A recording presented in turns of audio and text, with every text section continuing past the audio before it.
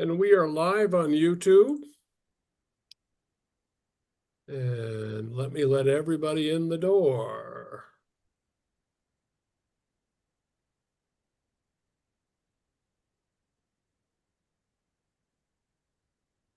Ms. Zola. Hi, good evening, everyone. Good evening, Isola. We're just getting started. We're just on YouTube. And for everybody just joining us, this is the Montgomery County Renters Alliance Renter Town Hall. We'll get started in just a few minutes. Thanks for joining us.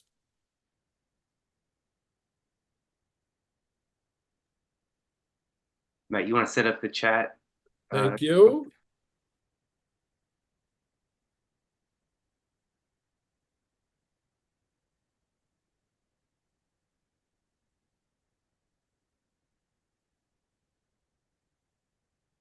If you're just joining us, this is the Renters Alliance Renter Town Hall.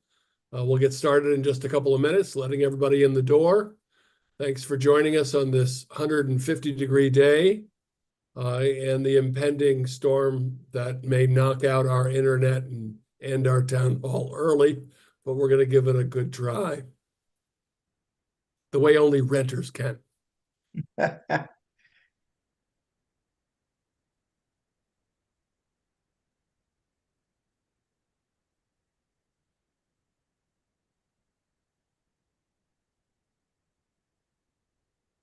Just give it another minute or two, folks.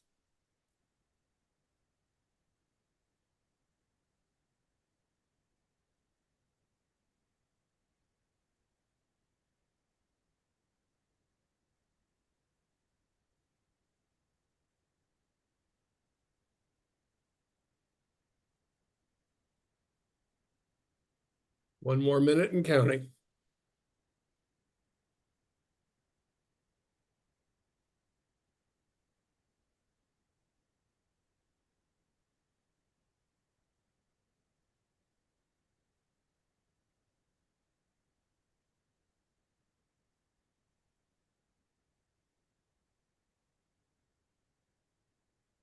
Okay, we hit our magic number. All right, good evening, everybody. My name is Matt Losack. I'm the co-founder and executive director of the Montgomery County Renters Alliance. This is our Renter Town Hall. A couple things before we get started.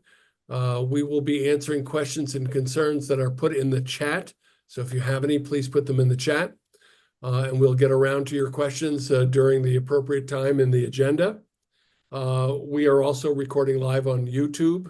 If you miss anything and you want to see it again or share it with somebody, your neighbors perhaps, then please look for our recording on YouTube, which we will also put in our newsletter. Everybody who's on this call will be automatically put in our newsletter in our database, and you can get a link to the Town Hall next newsletter, which will be next week. We have this evening a pretty packed agenda. As everyone knows, the Renters Alliance has been in support of rent stabilization since our founding back in 2010.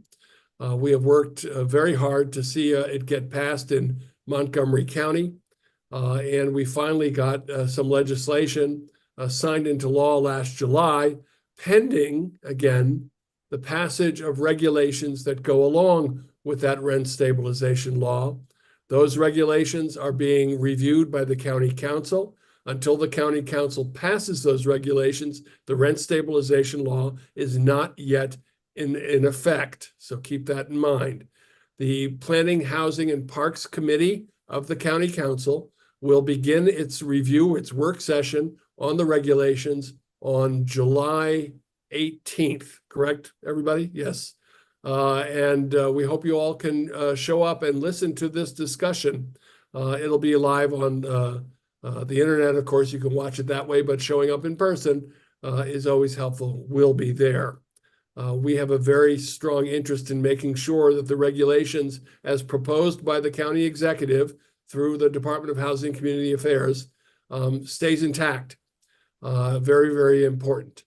There's a principle behind the regulations that the Renters Alliance supports, that we've always approached rent stabilization in a balanced and fair way. We believe that landlords have a right to maintain the profit margin that they established when they charged their initial rent, and to keep up with legitimate related expenses in managing their properties. No problem. What we oppose is gouging people out of their homes with excessive rent increases just because the market will allow them to make more money and de-obligates them from any responsibility for community stability, which in our view leads to the health, welfare, and prosperity of the overall community. So this battle is, believe it or not, been something that we've been doing for 15 years, and it's taken a long time. We have with us tonight a discussion from one of the municipalities, Rockville City, on their efforts to get rent stabilization passed. Tacoma Park, the other municipality, already has a rent stabilization program, and Gaithersburg, unfortunately, does not have any traction so far, although what we have seen in the last year for the first time in county history is a growing movement in Gaithersburg and in Rockville by a growing number of their population that are insisting that they are residents entitled to security and stability and quality housing and predictable rents. When I attended a town hall meeting or a city council meeting in Gaithersburg, I think it was in the last 8 months or so, it was filled, absolutely filled to the room full capacity with people with very reasonable stories and reasonable expectations that they wouldn't be priced out of their homes. Unfortunately, the Gaithersburg Council, including the Mayor Judd Ashton, pretty much read from the landlord-developer talking points and said the sky would fall and everything would be impossible to get new housing and so on in Gaithersburg. We know that that is the first salvo. As I say, we've been doing this for 15 years. What we talked about with the county council 15 years ago in terms of renters' rights was legit, actually laughed in our faces. 5 years later, we got the first renter protection package passed in 2015 with the leadership of then council member Mark Elrich. And then this year, we got some rent stabilization passed. Not everything we wanted for a long shot. There was a competing bill that was talking about 13% and a bill that was at 3%, and they compromised at 6%. And there were some amendments that we also opposed, not in principle, but based on the specifics. Two were proposed by Council Member Don Lutke that would allow an exemption for properties built in the last 23 years. But it's a 23-year exemption. So if your property was built 22 years ago, you've got 1 more year exemption. If it's built this year, you have 23 years exemption. What's behind that principle was that if you invest $100 million or $200 million in a new apartment building, you should be allowed to make your money back and make a profit. We get that. We support that. But we're not sure that 23 years is how long it takes to do that. So we kind of thought maybe it ought to be 5 years, 10 years, and then show us, how'd you do? Did you make it back or not? And if you made it back and you made your profit, then you should be stabilized. If you did not, then there should be an allowance that allows you to extend that time. We thought it should be more reasonable than that. And maybe down the road, we'll see some changes to that law. Another part of the law which we opposed, which is also proposed by Councilmember Don Lutke, was an exemption for small landlords, those who have 2 units or less. It's always been the Renters Alliance view that if you're a landlord, you have the same responsibilities as a large landlord, small or large. You're providing a home, and as long as you obey the rules and pay your rent and are a good tenant, and the landlord intends to let the property in perpetuity, then why would you want to destabilize somebody or gouge them out of their homes with an excessive rent increase? So it's not the bill that we wanted, but it is progress, and we are very pleased that there is progress. So this effort is ongoing throughout the county, and I would point out also in other parts of the state. We are now seeing this effort in Prince George's County, and we will probably see it in other parts of the state as well. For the first time in state history, certainly in my memory, we have a governor who is recognizing that housing stability, affordability, and quality is an important priority for the citizens of the state of Maryland. He has not yet given us all that we wanted, but it's the first time we've heard about progress, first time we've heard about legislation to invest in new affordable housing, and a recommendation by the Renters Alliance, I would point out, to establish for the first time a position in the Department of Housing and Community Development, the state housing department, that would be focused on looking at renters' rights. So this is all fairly revolutionary, even though as a renter myself and with renters on this call, it's still nowhere near what we need. And we are certainly understanding of the hundreds, if not thousands of people out there who are getting excessive rent increases that are likely to price them out of their homes, who are dealing with properties that need code enforcement in a big way and are not getting the kind of enforcement they need in the municipalities as well as in Montgomery County, and are just very desperate to see how they can hold on to their homes, keep their children in the schools, keep transportation close to their jobs, and be part of the social, economic, and political life and economic life of our community. So with that, we are all honored to have with us some special guests with us tonight. One who is going to talk about what took place in Rockville City. That's Councilmember Isola Shaw. But first, let me quickly introduce our other panelists, my staff. David Mullins, our Outreach Director, Malek Demir, Outreach Coordinator, Pat Beckham, Outreach Coordinator, Tim Huang, our Outreach Coordinator, Emily Towie, Outreach Coordinator. At least two of my staff speak fluent Spanish. If anybody needs that, let us know in the chat. Our treasurer keeps track of our money to make sure we spend every nickel the right way, Josh Fisher. And later on, we'll be honored and joined by Councilmember Kate Stewart to talk about her legislation, and Leah Goldfein to talk about how we can all get more active in pursuit of policies and legislation that affect housing and other issues that are important to renters. But for now, let's begin with Councilmember Isola Shaw from Rockville City. Welcome, Isola. Thank you so much for having me. And also thank you just for all your partnership and really working to advance the effort of rent stabilization in the city.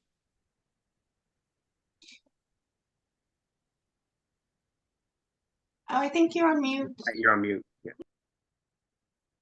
Sorry, you think I know how to do this by now. Isola, you led the fight in Rockville and have been working on this for quite some time with your co-sponsor, Councilmember David Miles. Tell us where this journey has come from, what's been built, and then we'll talk about what happened last night or on Monday night. Yeah, well, it really comes from renters.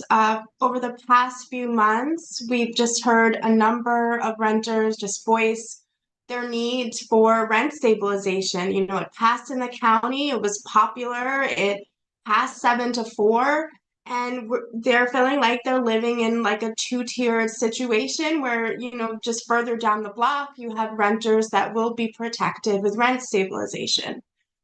And so, just after listening to renters and organizing, knocking on doors, and I will say almost every meeting since maybe March, we've had renters tell the mayor and council and tell the elected body that they want rent stabilization.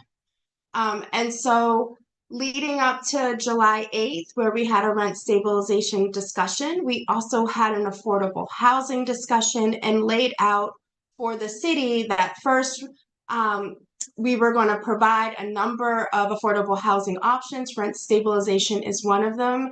As you know, it's not just rent stabilization. We need to use all the tools in our toolbox to really address affordable housing crisis. And so on July 8th, we had a rent stabilization conversation, and thanks to partners like Renters Alliance and CASA, NAACP, just a number of partners, we were able to organize, and a lot of tenant leaders in Rockville, we were really able to organize a large number of tenants. I have never seen City Hall filled that much. There were not enough chairs. They were going into 2 overflow rooms. There was a rally before the meeting where renters were sharing their stories. And so this day in itself was a success in that it was uplifting the stories, uplifting the issues, and uplifting the perspectives, frankly, of renters that have never really been heard at this level. You know, Azola, I watched the thing from home. Our outreach director, David Mullins, was in the room and gave testimony on behalf of the Renters Alliance. And of course, we submitted our letter to the council with a lot of research, a lot of which was provided to us by experts that David was able to put together in our letter. I've listened to a lot of testimony on rent stabilization. I'm very sensitive to testimony that I think is not fair to landlords, and testimony that landlords give that is extremely unfair to renters. The Monday night's testimony was largely very balanced, thoughtful testimony by responsible citizens who weren't asking for the moon. We're really asking for a reasonable, balanced approach to rent stabilization. And the city council staff provided well-researched, balanced information that demonstrated that rent stabilization is not causing landlords and developers to pull out of development in rent-stabilized communities. That we know they're not happy about it because they could be making more money, but they're making enough money to continue to invest. And despite all of that, it seemed that the fix was in. So tell us what took place. What is your sense? Well, I could, leading up to July 8th, I did have an opportunity to talk to most of my colleagues. Initially, I think they were pretty open about rent stabilization, and they were asking a lot of questions. There were some staff briefings on what rent stabilization is leading up to July 8th. So there was a lot of information shared, a lot of data shared. And so I did go into it thinking that this was going to be a good faith conversation. And that's all this was. This was just a preliminary discussion on what rent stabilization is, so that we can consider it in terms of our larger affordable housing approach. And so we were also scheduled to make decisions about rent stabilization, not even in this meeting, in this August meeting that we have coming up. So it was really just a space for us to learn. And so I was really taken back by my colleagues wanting to remove rent stabilization, moving forward in our full affordable housing approach and planning. Well, I'm not a conspiracy theorist, but there are conspiracies.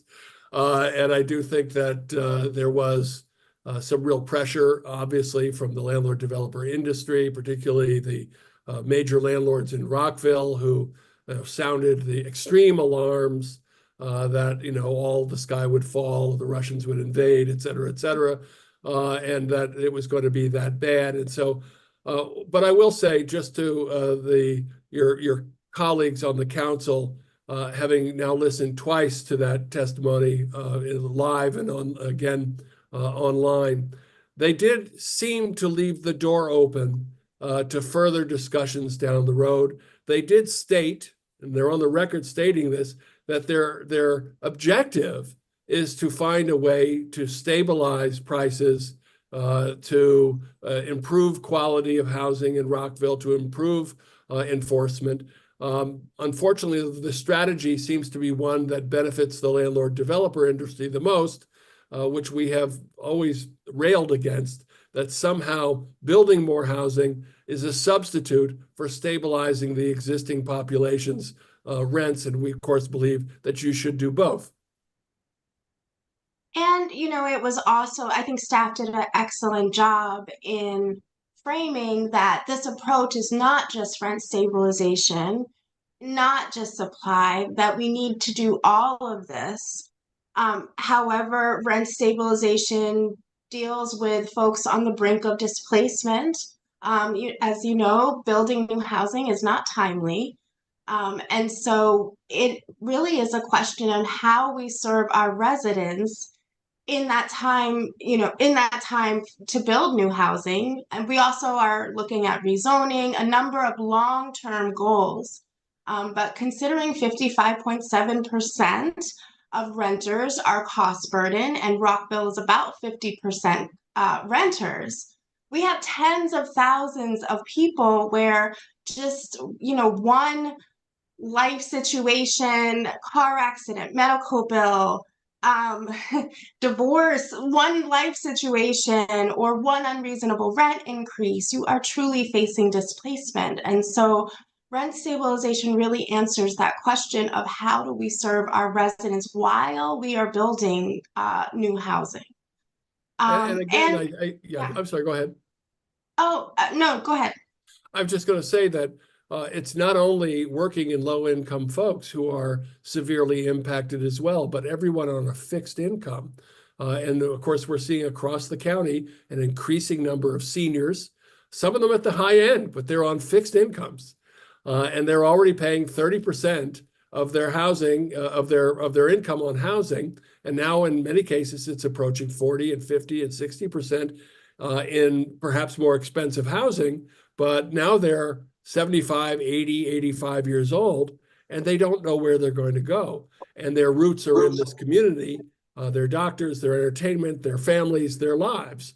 And so what that means in terms of their instability and their rising anxiety and the health costs associated are something else. I also wanted to address the couple of canards that keep coming up all the time that were brought up by the opposition in the testimony on Monday night. One was the example of Minneapolis, Minnesota, and the other one was Tacoma Park with Kate Stewart laughing away over there in the corner. They talk about, well, you look at Tacoma Park, they're not building anything. And my response to that is, if you want to tear down Jamie Raskin's house or Kate Stewart's house, we'll have some property. But the property that was available in the 1950s and 60s in Tacoma Park has now been built upon. And so there's not as much land available in Tacoma Park that there was decades ago. And Kate, you can jump in anytime if you want to add to that. But the Tacoma Park has become much more dense, and the property values are much more expensive.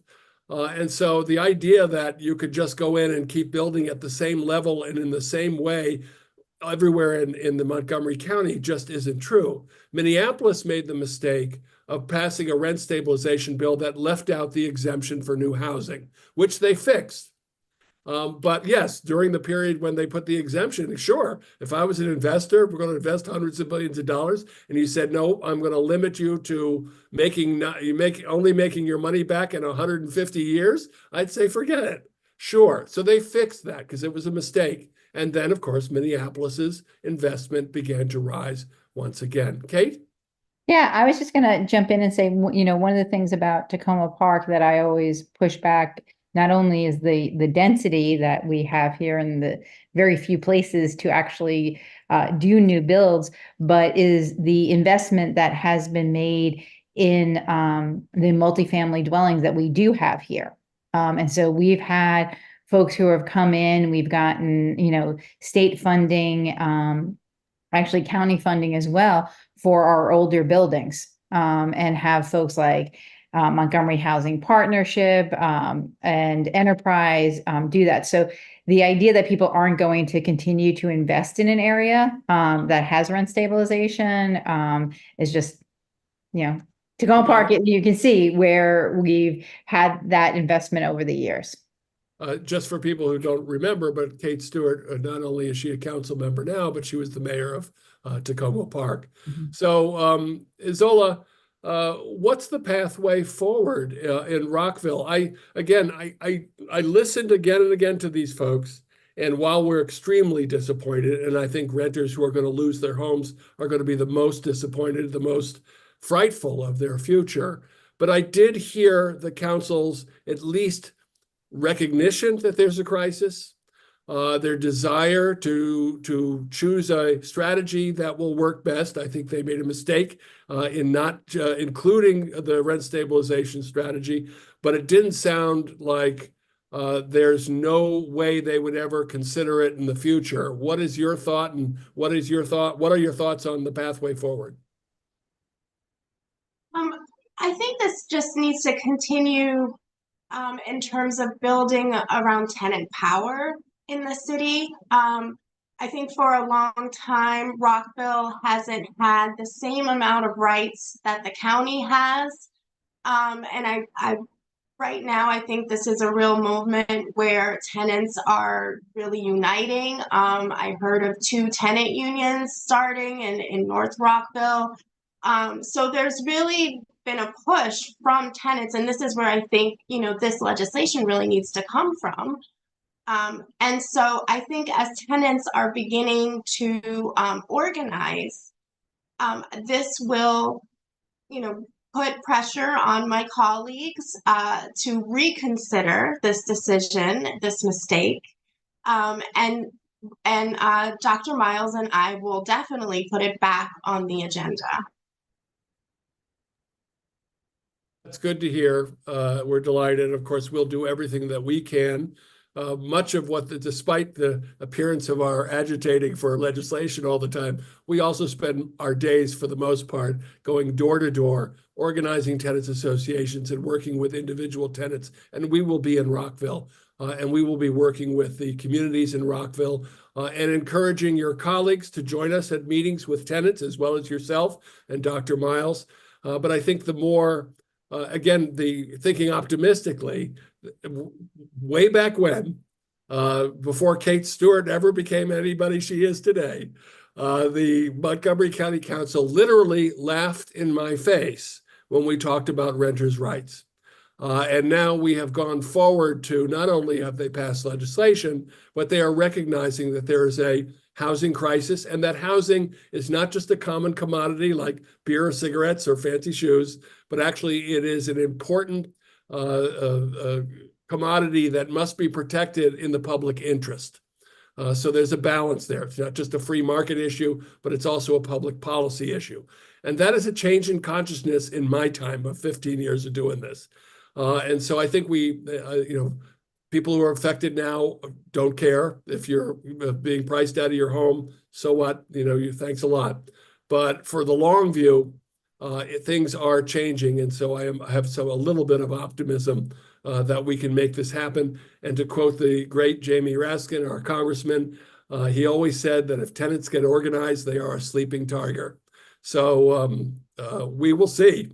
Most everybody thought when Mark Elrich was the only person on the county council who ever promoted renters' rights, and now he's the county executive, and now we have Kate Stewart, and now we have Will Jawando and Kristen Mink and others on the council who have been calling for renters' rights and recognizing the importance of stable, quality, affordable homes in our community. So anything else you'd like to add, Councilmember Shaw from Rockville City? Yeah, just 2 more things. I also just want to thank Councilmember Kate Stewart for all of her work with passing the county's bill. Like, Rockville's effort would not have been possible without the county passing it. So I just wanted to acknowledge Councilmember Stewart, and then also share that on August 5th, the mayor and council will have their next meeting on affordable housing in the absence of rent stabilization. So I think this is another opportunity for tenants to share their views and thoughts on having affordable housing approach without rent stabilization. Oh, you're on mute again. Yeah. Thank you, Councilmember Azola Shaw. We very much appreciate you coming on. We're honored to have you. We support you, and we wish you much success. And we look forward to seeing you in the field. All right, thank you. And I'm going to hop off if that's okay. Sure. But thank you so much for this opportunity. Sure. We'll see you back soon. Take care. And now, speaking of honorable citizens and elected officials, we have with us County Council member Kate Stewart. Sorry, I jumped the gun, Kate. I jumped the gun. County Council member Kate Stewart, who represents District 5? 4. on the county council, and has, not only did she support rent stabilization with her thoughtful comments and input on the legislation, but she's also been working tirelessly on some very important basic legislation to protect renters in their communities, especially in light of the terrible fire at Arrive Silver Spring. Councilmember Kate Stewart, the floor is yours. Great, thanks. Thank you so much. Actually, before I begin, I want to say Stephanie put in the chat that she had emailed my office. And I was looking through emails as we were talking about the rent stabilization, and I'm not seeing it. So Stephanie, if you want to like ping me separately and give me your email, I'll make sure that we get back to you. So thank you for putting the bill in the chat. So we introduced back in March the tenant protection bill, and really, as Matt said, the impetus for this was unfortunately the tragic fire that happened at Arrive, where we lost Melanie Diaz, and over 100 people were displaced. And I do want to do a huge shout out to the Renters Alliance for really helping bring folks together, particularly those who were displaced right after that. The DoubleTree in downtown Silver Spring really did step up and help us, as well as many people at that time. But it was really important for the tenants to come together, and the Renters Alliance played a big role in that. So thank you very much. The other incident that actually also fed into this bill was the Grand apartment building in North Bethesda last summer. It was early August when we had some severe weather come through, completely lost power, and then their backup generator ran out of fuel, which is actually against state law. So that's already on the books. But one of the things that happened during that is that there was no notification given to the residents, and there was no way for them to contact their building management to find out what was going on. And the only way that our emergency services found out about it was actually a police officer was at a 7-Eleven nearby and looked over and saw the Grand and was like, thought like that things don't look quite right at the Grand, and went over to find out they had absolutely no power. By the time emergency services got to the Grand, it has a number of floors. The top floors were getting over 80 degrees. And we have a lot of elderly residents there, people on, assisted medical devices and other things. Thankfully, no one was injured or hurt or experienced any medical issues during that. But both of those instances, as well as some of the things that are going on at Park Montgomery now, really fed into this bill on tenant protection and notification. So there are a lot of different pieces to this. So I'm just going to go quickly through some of the highlights for everybody. But one of the things that it does is we wanted to look at the lease agreements that were there. And one of the things we learned from the Arrive fire, and I know this is actually something that the Renters Alliance has been working on for a number of years, is the fact that when in the lease it talks about an insurance policy, what it really means is a policy for the landlord, not a policy that actually covers the tenant's belongings. And it's very confusing to people. And many of the tenants, unfortunately, who lost everything, thought they were insured, only to find out they were not. So that now has to be explicit, and there's language in there on what has to be said in the lease to make sure there's no misunderstanding. And Councilmember Katz had a good idea, and we did this amendment in committee a couple of weeks ago, which is this is a place in the lease that someone actually has to initial that they read it. Because that's also one of the things that we find is that, leases can be long, and they can have a lot there, and people may not read every word. So we happily accepted that amendment. The other thing is it needs to say, because as we know, especially in my district, especially in the older buildings, that we don't have automatic sprinkler systems throughout the buildings and in units. So it has to, if it does not have that, it has to explicitly say that. I do want to do a shout out to Delegate Laura Charkoudian, who's been working really hard on this issue. And if folks live in an apartment building in Montgomery County now, and it is an older building and it does not have sprinklers, as of July, they are supposed to have signs that say that. I know Summit Hills, Southern Management has put up their signs because many people have actually taken pictures and sent it to me. But if any of you live in an apartment building right now in Montgomery County, and there are not signs up that say, you may have sprinklers, so that's great. But if you don't, and they haven't put signs up, let us know, because that should be up. And then the other thing that I'll touch on a little bit is in the lease, they need to have an emergency safety plan. And that emergency safety plan has to be approved by DPS, the Department of Permitting Services. Because it came to our attention that in many of our buildings, especially our older ones that don't have sprinkler systems, do not have safety plans. Some do, but some don't. And we did not have that was not mandatory for our buildings. So now they'll have to have an emergency safety plan. As I said, that will have to be okayed by the Department of Permitting Services. At a minimum, it must include an evacuation map, location of fire extinguishers, the type of fire alarm installed, point of contact or type of communications that will be used during an emergency, details regarding alternative housing when the tenant is displaced, and any other standards that the director of DPS believes is needed. So that will be available to all tenants and will be part of the leases, and will need to be updated I think we have it every 3 years. The other thing that we did was that we learned from the Grand was we need to make sure that there is somebody available during emergencies to contact, that residents can contact 24 hours, 7 days a week. And this also applies for single family rentals as well.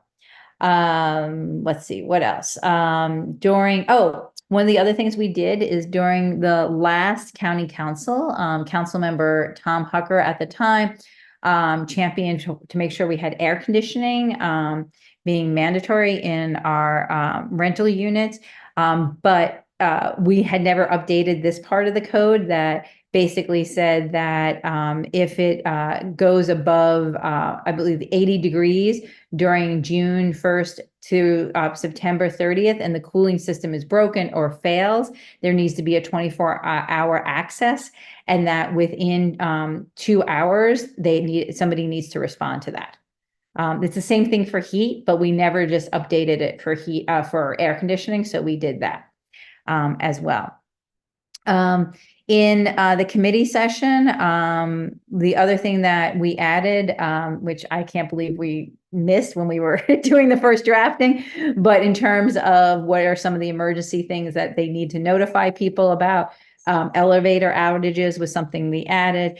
And we also added that they need to provide when there will be office hours to tenants, because that is something we've heard from Park Montgomery and a number of people, which is the management companies say they have office hours, but then when you show up, you take off from work, you come home, you go, and nobody's there.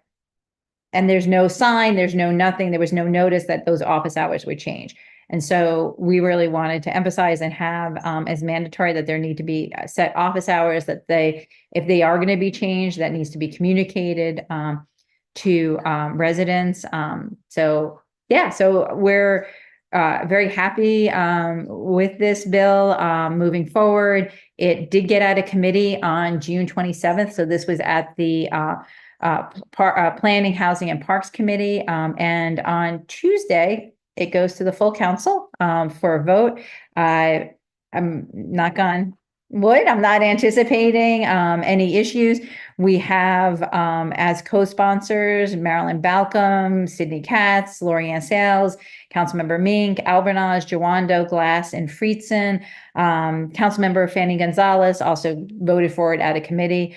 So that only leaves one council member who hasn't chimed in on it. So hopefully it will move forward, and there was some opposition from some of the developers and, folks like AOBA and GCAR on some of the amendments, but overall, they're not protesting this bill. So we expect it to move forward. Well, that's quite an achievement. And no surprise on the landlord developer community. Even if they agree with you, they'd still have to act like they don't. Right. So, that's for sure. But what's amazing and humorous to me in a kind of a sad way is that what you're asking for is something that exists in most elementary schools. And yet we have nothing in 100, 200, 300,000 unit apartment communities where people are living. So this is long overdue. And of course, we hope that it has every success. Are there any questions for Council Member Kate Stewart, who's also, I think, the Vice President of the Council, am I right? I am. Yes, I Yes. am. At the So- moment, I am. Right. Any questions for the council member, folks? There was one in the chat. I don't know if you'll know it, Vice President Stewart, but it is, what year did new buildings have to have sprinkler systems? 1975. Oh, okay. Thank you. I do know it. Okay, thank you. All right. Yeah, so and- anything built before 1975, yeah, they got grandfathered in. Any other questions for the council member? With that, then, council Quick member, question. sorry, go ahead. I'm sorry, just one quick thought. I noticed, I know in the regulations, the thing you're asking for, it's one of the things that was mentioned is where fire extinguishers are. Mm-hmm. How will the renters use them? Are they being trained on how to use fire extinguishers? That's a really good question. One of the things that, we have a new fire chief that we just confirmed this week. And one of the things that we've been talking to the new fire chief about and our fire department about is doing more preventive work and outreach for our residents. And when we were doing the interview before confirming him, this is one of the things that I raised, and particularly in our multifamily buildings. And so I know under the prior fire chief, our department had started going out and doing for buildings that want that kind of demonstrations and other things. And I'm hoping that under the new chief that those efforts will be expanded. But I'm sure if there's anybody here who would like to, set up a time and have a demonstration, bring in some of the firefighters that we could help facilitate that. And we'll do whatever we can on our end to help facilitate that as well. And raise it with the tenant communities that we work in to let them know that opportunity is available. Council Vice President Stewart, is there anything that you would like us to do for Tuesday? We certainly will show up. Yeah, no, I think, it's when, maybe sending emails thanking council members in advance for voting for the bill and getting it done. It's always nice when we have something like this that I think is going to make a difference, that we all come together, is also thanking council members for that. So, I think that would be really helpful. And Now, I you think said- Kieran's on the line, who's in my office, and I think she and Stephanie have connected. So I hope folks know Kieran in my office, who's amazing and has worked really, really hard on this bill. And so we're just really excited for it to move forward. Thank you, Kieran. There's one more question that came Go ahead, through. Tim. Phyllis asks, so when the temperature reaches above 80, does someone need to come within 2 hours or just acknowledge that the complaint was received? I think they need to call you back or acknowledge and then have a plan for moving forward. And do you know how long they can expect it to be fixed after that? Let me go back and look at, I'll have to get back to you on what we put in, unless Kieran's going to pop up and say, and put it in the chat. I have to go back and look, because I think it's for this, we did the same for heating, like, so we just added it, so, I have to go back and look at the language. I don't want to, misstate something.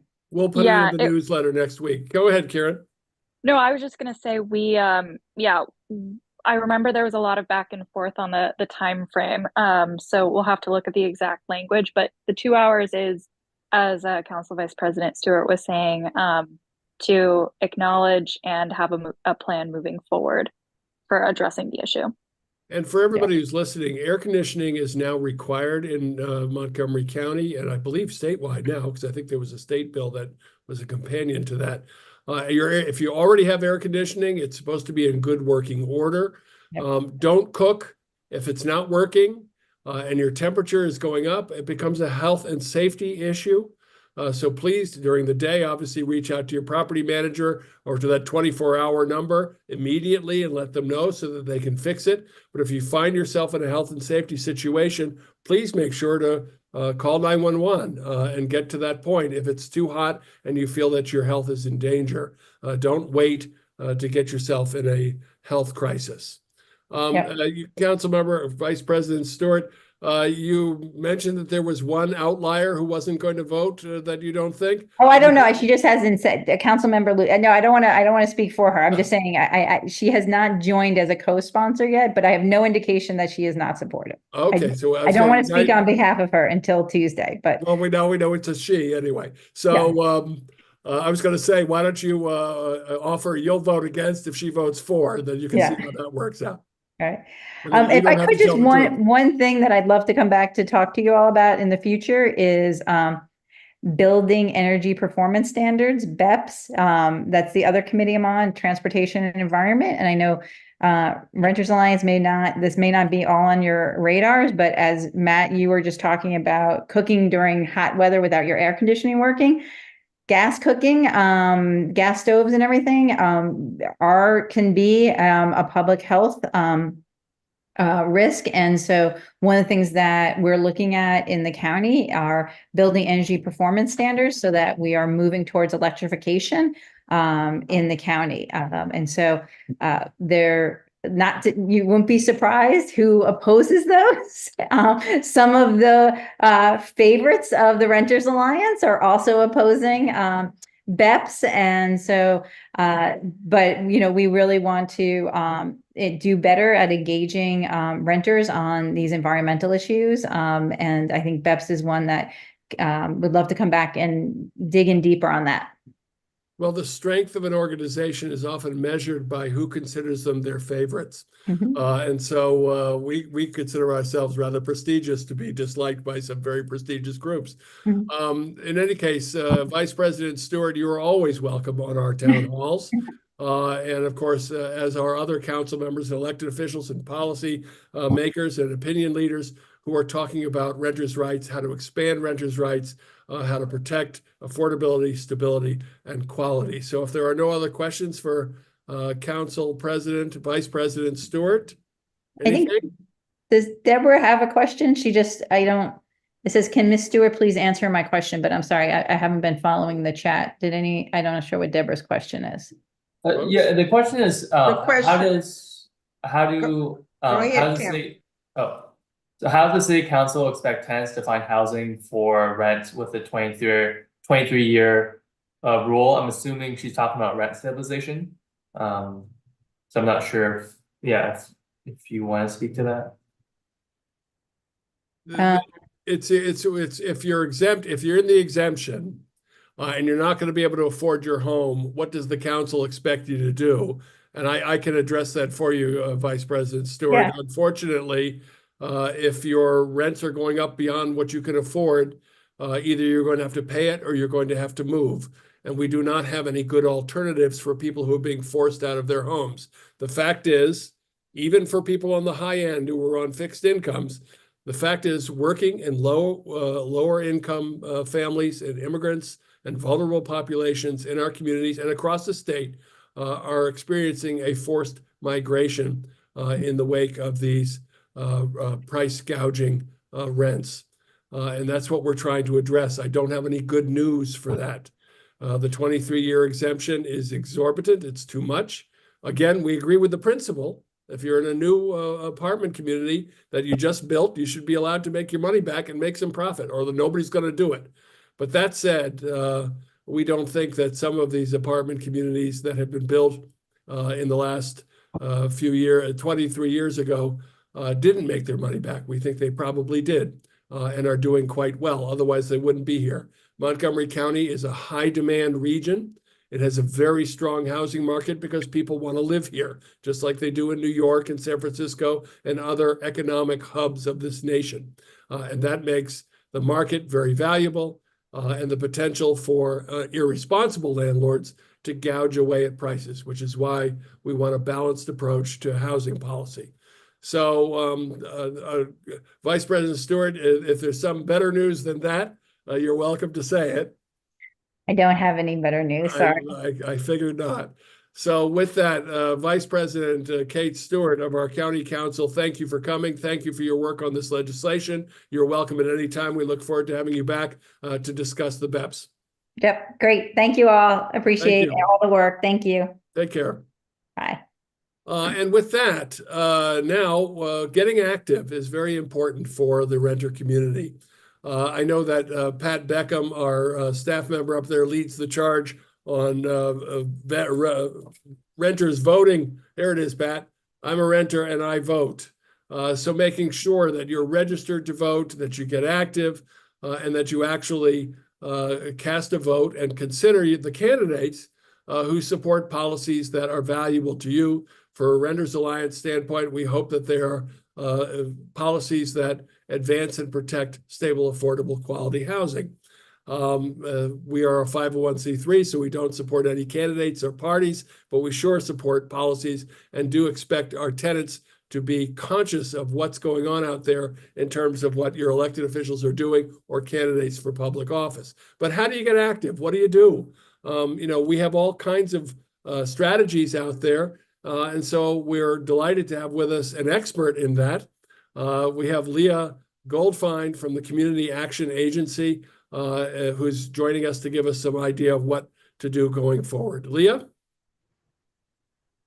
Thanks so much, Matt, and thank you to MELEC for inviting me this evening. I saw earlier there were a few other graduates of our program in attendance tonight, so that's very exciting for me. I have a short presentation that I'm going to share with everyone, a little bit of an overview, a very brief overview of our agency, and then I'm going to jump right into an advocacy training program that some of you may be interested in. So give me one moment while I share my screen. All right. Computer's a little slow tonight. Okay. Trying to make this a full screen. Here we go.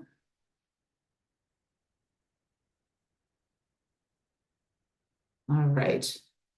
Can I get a thumbs up if this is full screen versus display mode? I think it is. There's the notes on the side, if that's what you wanted. You do. I think it's display mode. It is display. Okay, give me 1 second then. Is this full screen now? Yeah. Okay. All right, perfect. So I'm just going to jump right in here.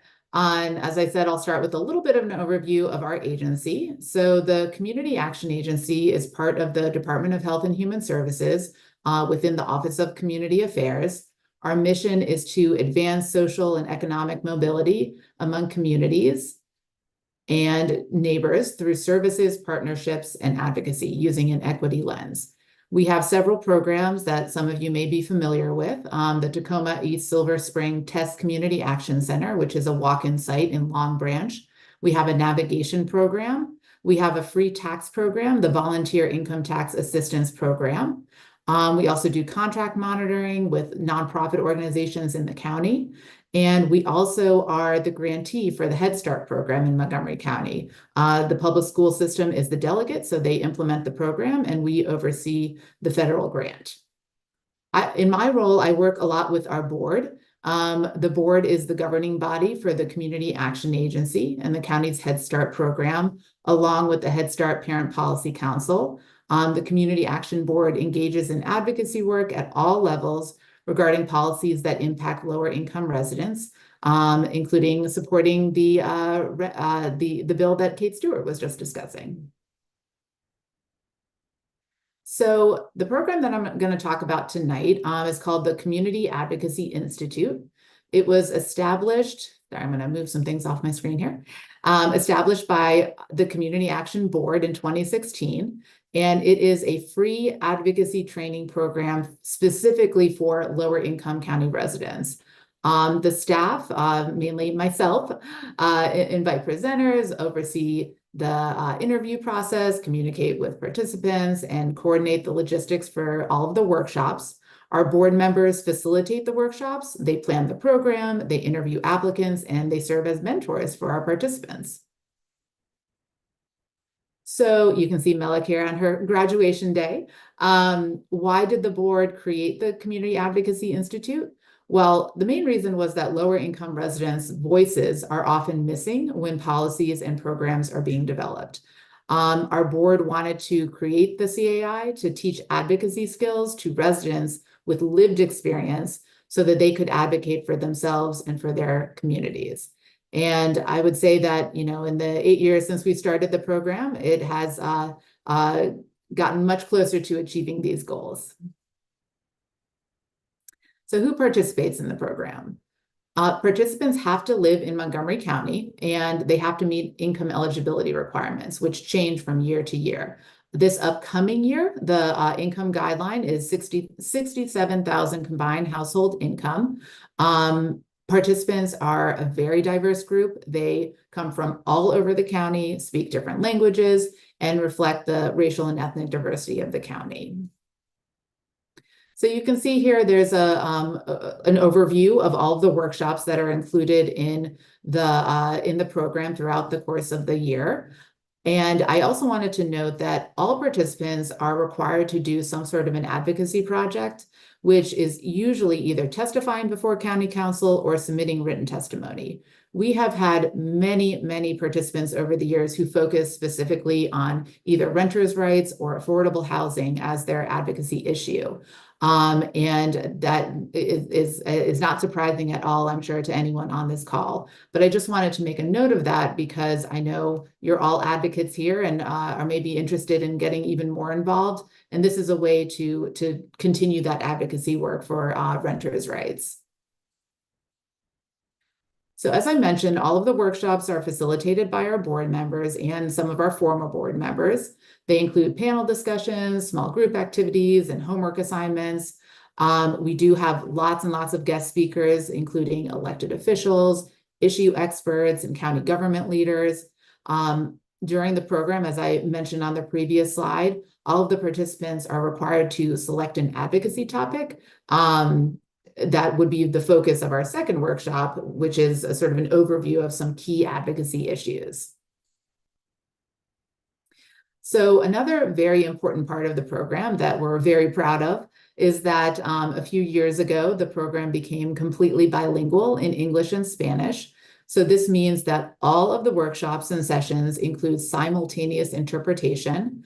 All written materials, all the presentations, all the handouts, everything that we distribute are available in English and Spanish, and all of the communications with participants, and there are quite a few of those, emails and information about upcoming events and things like that, all of that information is in English and Spanish, as well as having mentors who speak Spanish who support our Spanish-speaking participants. We have a pretty active alumni group. At this point, we have 140 graduates of the program, and all of our alumni are invited to participate in workshops every 3 or 4 months about different topics. We've had Matt actually come and speak at one of these alumni workshops. And all of the alumni receive information from me about different opportunities in the county, opportunities to get involved with advocacy efforts, volunteer opportunities, resource fairs, you name it. Any information that I think would be helpful to the alumni group, I will share with everyone. So Among our many graduates, we've had folks who serve on county advisory groups, including the Commission for Women, Commission on Aging, Library Board, and our own Community Action Board, just to name a few. We've had graduates serve on nonprofit boards and participated in various advocacy initiatives. We also had several graduates participate in the county's Climate Stories Ambassadors program, which had to do with storytelling as a way to address climate change. And we've had alumni participate in programs and conferences hosted by our state association, the Maryland Community Action Partnership, along with our national association, which is the National Community Action Partnership. We also invite our graduates to apply to serve as CAI ambassadors, which means that they are volunteering their time to support the current program. They help with planning the program, interviewing applicants, and leading small group discussions at various workshops. So the application for our upcoming program will open, we're hoping for next week. The best way to find out more information is to actually sign up for our distribution list.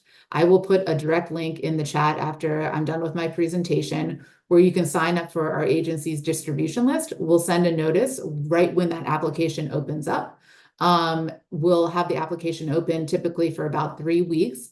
And then the interviews take place late in August, and the program itself starts in October.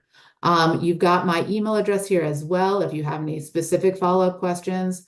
I'm going to, I have actually already shared these slides with Melik, who can share it with the group if there's any additional, if anyone wants that information to review later on. But I'm happy to answer any questions anyone may have. I'm going to stop my screen share so I can actually see folks. And I will put that link in the chat. Just give me a second here.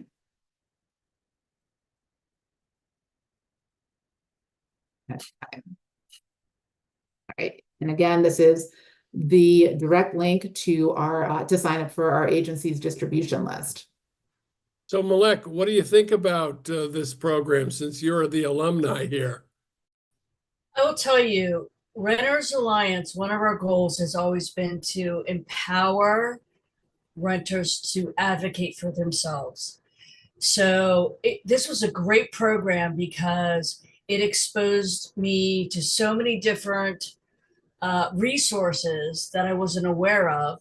And then you have to, if you want to graduate, you have to pick a fight, and you have to follow it through, and you have to present it to the Montgomery County Council. And it was awesome, and the organization was amazing. And I would highly recommend it for anybody, especially, you know, in our group. I'm going to focus on renters right now. If you want to be able to empower yourself to advocate strongly, this is a great avenue to go.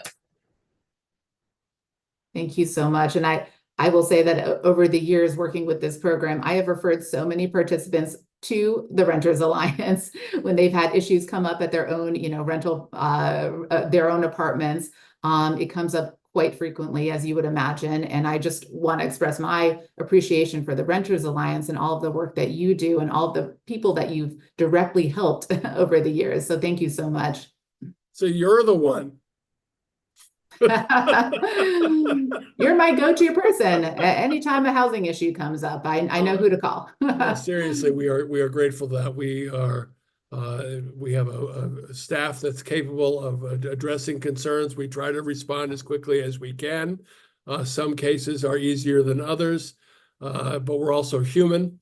And so, you know, the 4th of July weekend, et cetera, but we are working the best we can. We handle something like 30 cases a month, and we are in more than 150 buildings in the last 12 months. And we will be doing at least that in the coming 12 months. And of course, we're also in high demand statewide.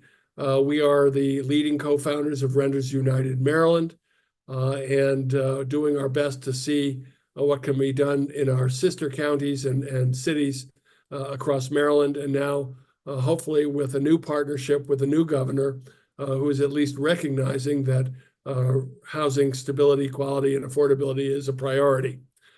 So lots to do. This is a never-ending struggle, and it requires competent, capable citizens with skills.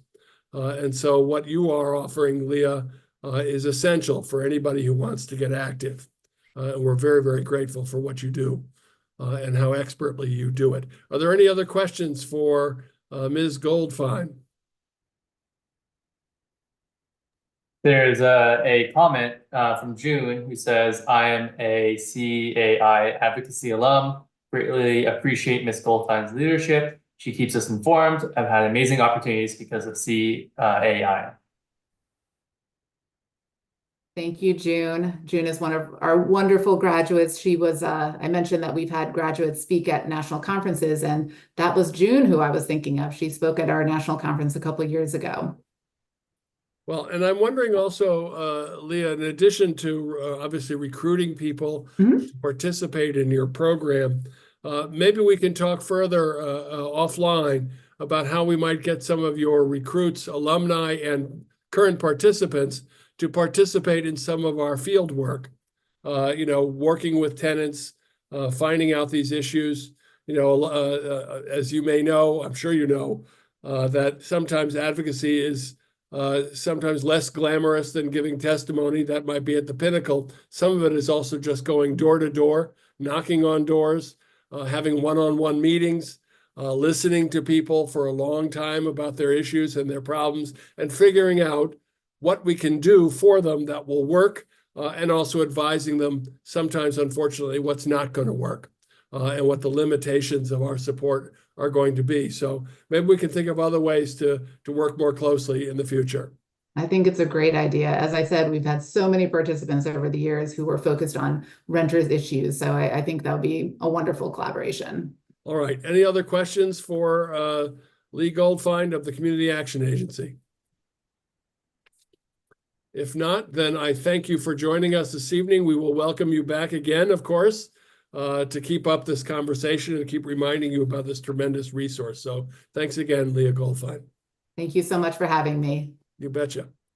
Let's go into some of the regular reminders that we have, and start with Tim on code enforcement. Can you tell people how to go about that?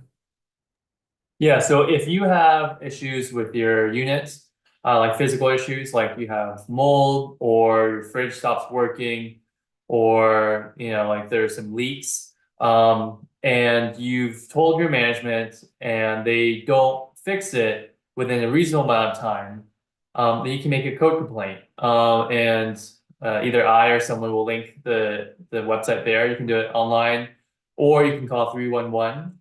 But this only applies to the county, Montgomery County, and not such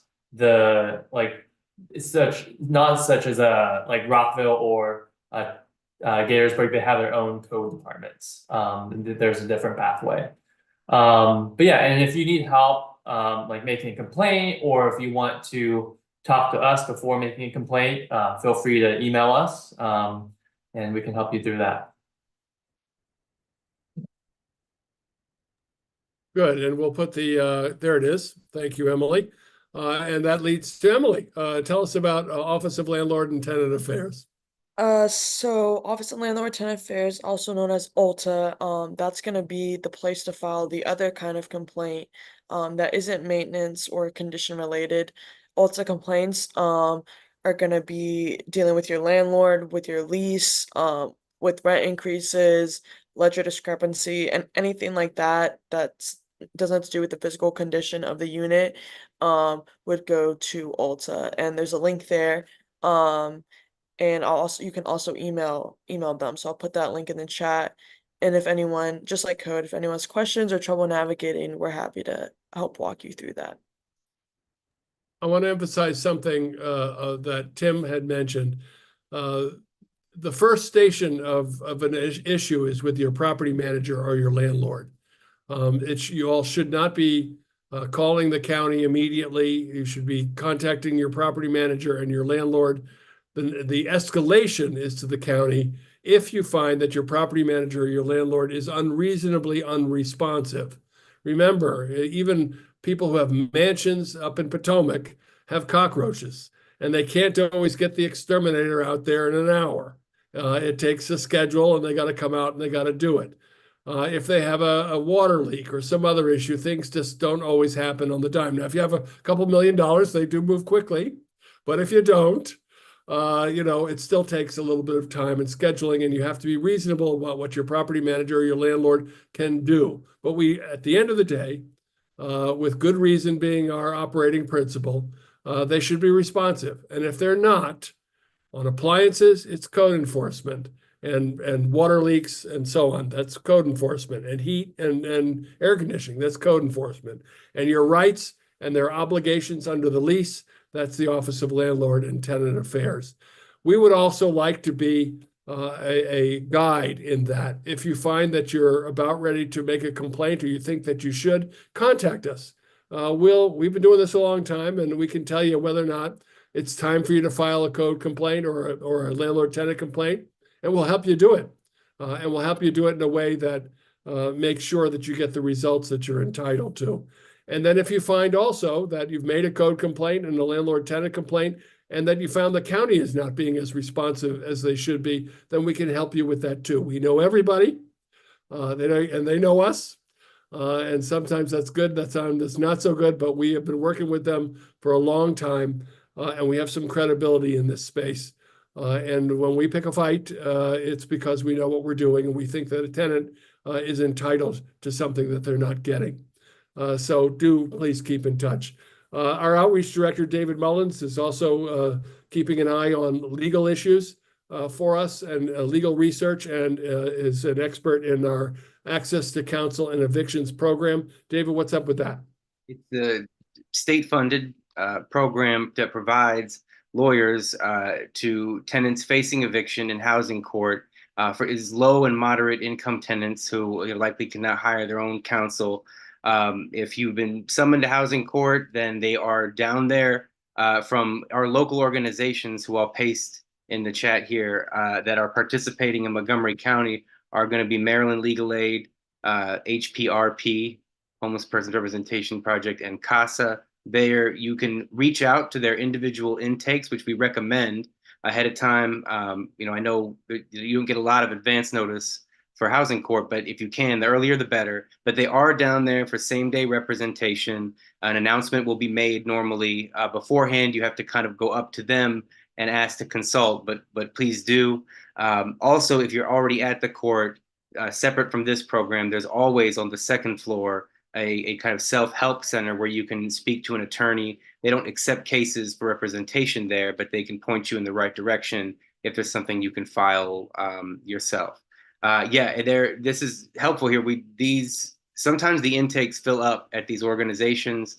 So if you've reached out to one and you need the contact info for one of the others, they all work in partnership. So if you're not getting through somewhere, please do call. And then if you're not getting through at all or anything, we're glad to check in with you and see if we can help facilitate that. Yeah, very important. This Access to Counsel and Evictions program is relatively new in Maryland. It's only 2 or 3 years old. It just got funded. Right to Counsel was the original one. Now it's Access to Counsel, which means it's limited. It has an eligibility requirement. You can only be making, I think, 50% of area median income. That's interpreted differently by the organizations, Legal Aid and HPRP. Obviously, if you're wealthy enough to afford your own lawyer, you don't need to go through this program. But if you're struggling, like most of us are, with paying rent and running into a problem, that's what that program is for. Most people in the past, when they go to court, were not represented by a lawyer, but I can assure you the landlords are. And that creates a terrible imbalance.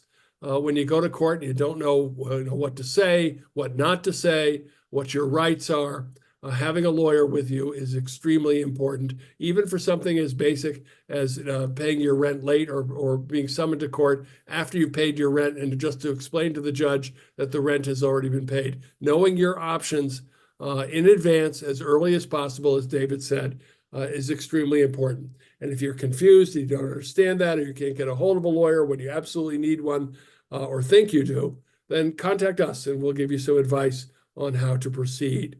We're also in the field doing basic things like having information tables at community events.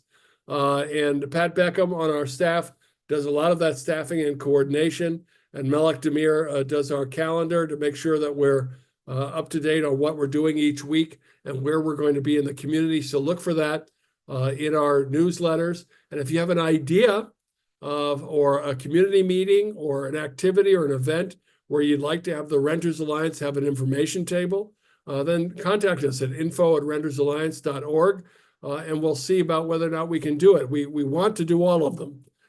So please reach out to us and let us know. And I think we should probably say a little bit about forming a tenants association. Melek, do you want to address that a little bit? Yes. So again, I go back to our goal is to empower tenants. So forming a tenants association is something that we can help you organize.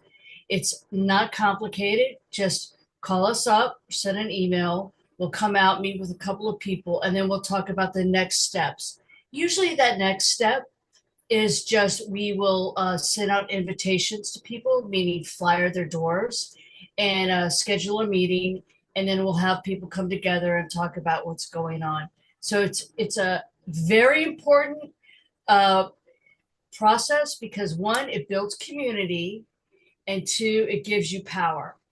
So again, info@rentersalliance.org, and let us know if you want assistance in forming that tenants association. And power is in numbers. That's right, collective numbers. And speaking of numbers, like votes, what have we been talking about tonight, Pat? What do you want the tenants out there to do? Well, you said earlier, you spoke about a path forward. But we really don't have our first step in that path is to vote. We need to put legislators who think like we do, that renters should have quality, affordable housing. So you have to put people that believe the same way you do. So, that's where we have to start. And it's very, very important. It's really the only really tool renters have. So we Certainly need to does. encourage everyone to vote. I mean, it's just no getting around that. That's We right. have to vote. So we will have on one of our town hall meetings coming up in probably September.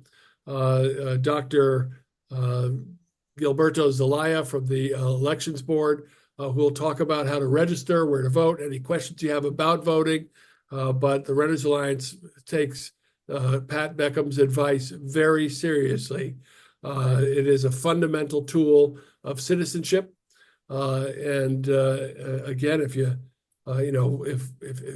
voting elections have consequences. That's true. And we are seeing that in our nation, and we're seeing that in our communities. And we just don't have time anymore to sit back and hope that everything's on automatic and all we need to do is spend our money. We have to do a whole lot more than that.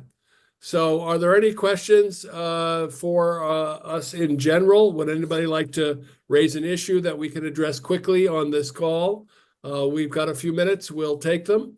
Let us know. I'll give you another minute to put it in the chat if you have a question or a concern. I do want to address Deborah. I saw one earlier. Deborah, I'll address your question.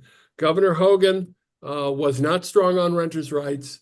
He vetoed, I believe, whatever we managed to get through the state legislature and was silent on the rest. So we did not have any support from the Hogan administration on renters' rights or advancing renters' rights in the state. As I said before, Governor Moore's administration has made housing affordability and quality a priority.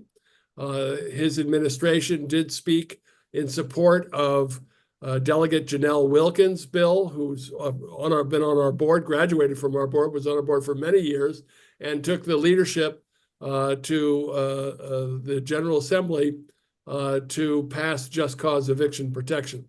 Her bill would have created a local enabling right that local municipalities to pass it, and I believe Montgomery County would pass it. But without it, with just 60 days notice at the end of a lease, a landlord could say he's not or she's not going to renew, and there's very little or no defense, and it's reprehensible vulnerability right now, and we are fighting that fight. We did get, thanks to the leadership of Delegate Janelle Wilkins, our board member, Delegate Vaughn Stewart, Mark Corman, who chairs the Environment and Transportation Committee in the state delegate in the General Assembly, and the General Assembly itself, all of whom got it through to a 96-37 vote. Unfortunately, it did not get through the Judicial Proceedings Committee in the Senate, chaired by our very own Will Smith, who I know, Senator Will Smith, supports it, so he says. So we're going to have to put some real pressure on that next time to get that passed. But Governor Moore's administration did speak in favor of that legislation. We're hoping that he becomes even louder next time around in the next General Assembly session. But the fact that these conversations are happening and more and more people are being elected who speak our language is because of what Pat just said, people voting them in office. So keep that in mind. Any other questions from the group? We had someone asking about, we had talked about upcoming council things where renters might want to come out. And so I just wanted to give a reminder, the things that were mentioned were Council Vice President Kate Stewart's bill that she was talking about will be before the full council on Tuesday, I believe she said, this coming Tuesday. And then July 18th was the date that we gave for the Planning, Housing, and Parks Committee when they'll be reviewing the rent stabilization regulations. They have another date in backup if needed, but that's I think the first date. And those will all be at the council office building in the room there in Rockville. I'll address the issue of utilities a little bit, since I'm a proud victim of a lawsuit against me on this very issue, which I'm not.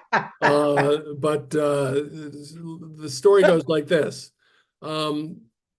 Landlords have increasingly been taking utilities included and then putting the cost on tenants separately. And if you don't have individually metered apartments, then they have to go through create a formula for figuring out how they're going to charge everybody in the building. That formula is called the Ratio Utility Billing System, or RUBS. Most properties in the state of Maryland and in Montgomery County choose a formula where they take a percentage that is the responsibility of the landlord for the common areas. So the pool, the hallways, the public bathrooms, the garage, all of that. And they take a percentage. Usually it's 25 to 35%. And then the remainder is to be divided among the people who live in the building who are on the lease. When they change over to that system, they're supposed to provide everybody in the building with some kind of communication that says this is the formula that they're following.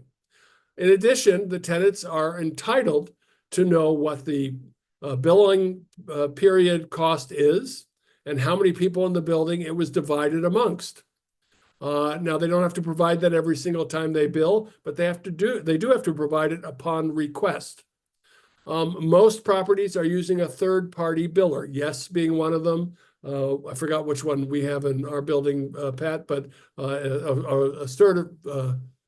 the name of it. Anyway, they will prepare the bill administratively, but they are only allowed to charge the administrative fee of $1 per utility. So if you're being charged more than $1 for your water bill by a third-party biller, that's against the law. So we urge you to let us know about it and then to file a complaint with the Office of Landlord and Tenant Affairs. So that's the way it's supposed to work. In my case, we were told that they're going to make us pay for the water. And so we looked to see what the average would be monthly, and it was $15 a month. And then one month I got a $37 bill. And I said, well, how'd you arrive at that? And they said, well, we're not going to tell you how we arrived at that. And I said, well, you have to tell me how you arrived at that. And then they insisted that they were telling me that, but they never were. We filed a complaint, months passed. I got an attorney, or the Renters Alliance got an attorney, and they got an attorney. We negotiated this. Then they said that they were going to provide that information, but they refused to sign the agreement. So I stopped paying my water bill. And then they decided to retaliate against me by reducing the length of my lease. And so we sued each other. let's just say that the agreement, the settlement that came up makes me smile even to this day. But one of the things that happened was one of their senior staff that was investigating this said, why not give them the information? And the landlord decided it was better to fire her than to do that. And of course, she immediately contacted my attorney. And so when we went into court, we were well prepared. So if you have any questions about the ratio utility billing system, the landlord can charge you for utilities. They do have to have a formula. They do have to provide you with bills if you request them in writing to demonstrate how they're arriving at what they're charging you. If you have a separate metered apartment and you're receiving a bill from Pepco or from WSSC, Pepco for electricity, WSSC for water, then you are certainly entitled to contact both of those, either of those utilities, to get information about how they're calculating those bills. And there's a state agency that governs whether or not a utility can increase their rates, and that is the Public Service Administration, I think it's called. Anybody know better than me? Public Service Commission? Public Service Commission, I think that's what it is. And if you have a complaint, you can go to them to find out what's going on. Any questions about what I just said? I'm sure I confused everybody. Yeah, no, just to reiterate that one point, that when you're at the time of lease signing, you should be seeing figures, about averages of what to expect, as far as, at least an average from the last year, and those utility bills should be available at that time. But then if you already signed a lease, like Matt said, if you want to inspect them, make that request if you're already in a lease, and reach out if you have questions, please. Yeah, and make the request in writing, and they are expected to respond in writing. And if they don't, let us know. We can advise you whether we want to get involved and see whether we can goose your property manager or landlord to get on the ball, or whether you need to file a complaint. But you are certainly entitled to know how a formula ultimately leads to what you're being charged, and to have that information substantiated with real bills. Okay. Very good. Any other questions for us? I'll just flag that we had a couple comments about an excessive rent increase. Staff is responding here already and everything, and we please reach out. But we are still waiting for the rent stabilization law to kick in. As people mentioned, there are huge exemptions. Anything built in the last 23 years, as Deborah pointed out, an extremely generous for landlords amount of time, but that's all exempt. But if there is an excessive rent increase that you receive now, in the meantime, you can still flag that for the Office of Landlord Tenant Affairs. You can still file a complaint if it's so high that it's like you're basically as if you're being evicted. They will still do something. They'll reach out and to the landlord and things. So please let us know. And because if it's excessive, there are still things you can do in the meantime while we're waiting for the law to start. We have one more minute, so let me just say on some of these other questions, we will have another town hall on the 24th of July, and we'll address some of these issues. The bad news is that the Health and Human Services Department, their budget is limited to $4.5 million. That sounds like a lot if it's one person, but if you're talking about 400,000 renters in Montgomery County, it's not a lot of money. They are limiting the amount that they can give out to individual tenants. We'll ask them on our town hall next time around to give you some better idea of what available resources there are, and get some of those questions answered. And so, I wish there was more money available to subsidize more tenants, but there is not. Things are relatively tight. That's the bad news. The good news is in Montgomery County, it's better than some of the other places in Maryland that don't have any money at all. So we're a little bit better, but I know that doesn't help if it's not enough for you to help you keep your home or pay your rent. So with that, thank you to everybody. This is an ongoing discussion. Again, we'll meet again July 24th for our next Renter Town Hall. Thank you to everybody and to all of our panelists, especially Vice President Kate Stewart, Councilmember Isola Shaw, and Leah Goldfein from the Community Action Institute and Community Action Agency. Thanks to everybody, and good night.